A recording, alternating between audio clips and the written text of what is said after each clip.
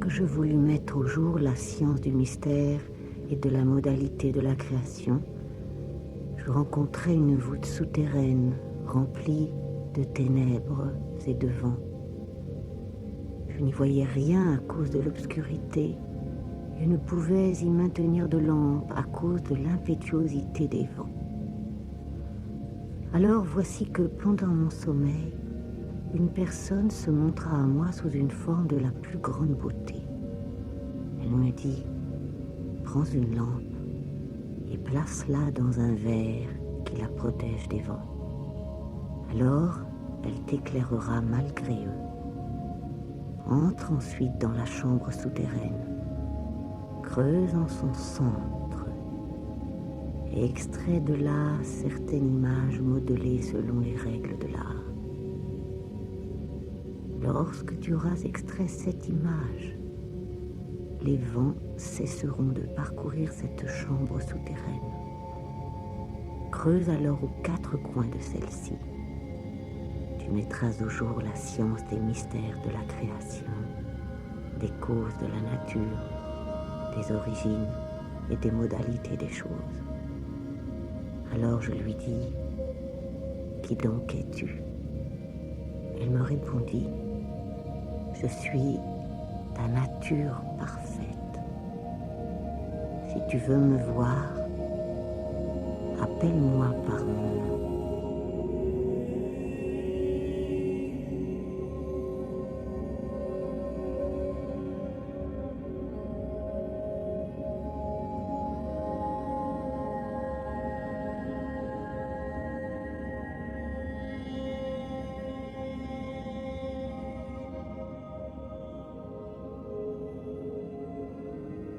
Pour celui qui d'amour me fait languir, pour celui dont l'ardeur me fait fondre, dont l'odeur me fait vivre, dont la saveur me restaure, dont le lait est la nourriture à laquelle je consens, dont l'enlacement me redonne la jeunesse, pour celui du baiser duquel je reçois le souffle de vie, pour celui dont l'étreinte amoureuse épuise tout à fait mon corps.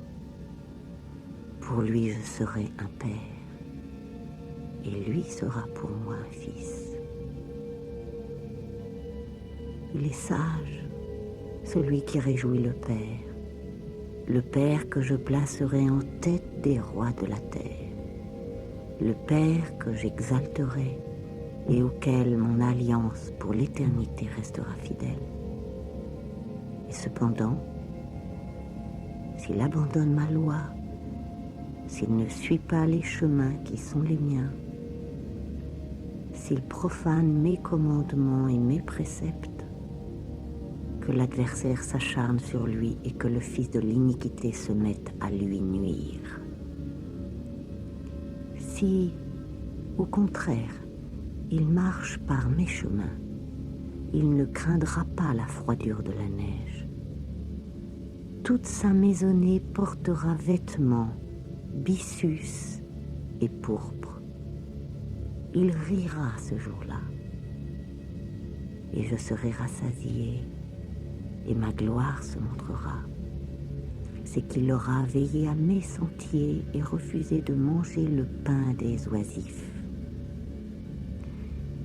C'est ainsi que se sont ouverts les cieux au-dessus de lui, et sa voix a résonné comme le tonnerre, la voix de celui qui tient 7 étoiles en ses mains.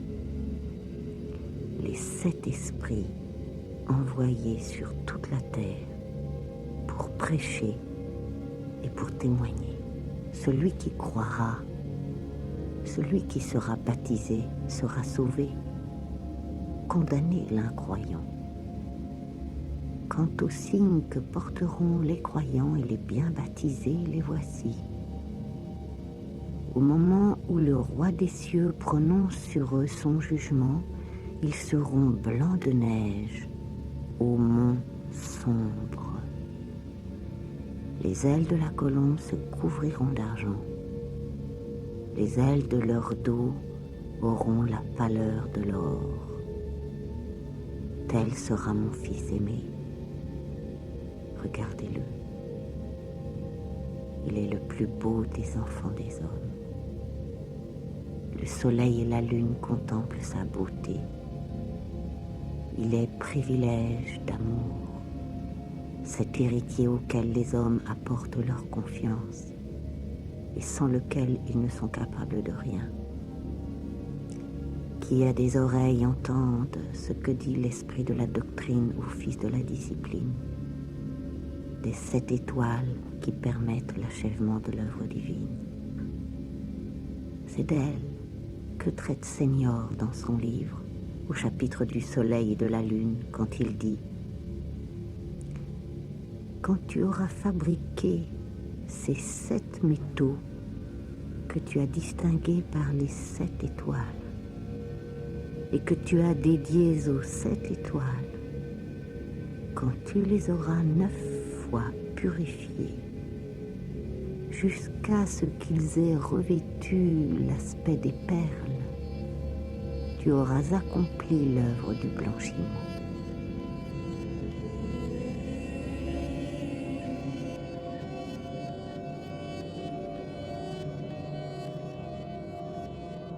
Ici est née la noble et riche reine.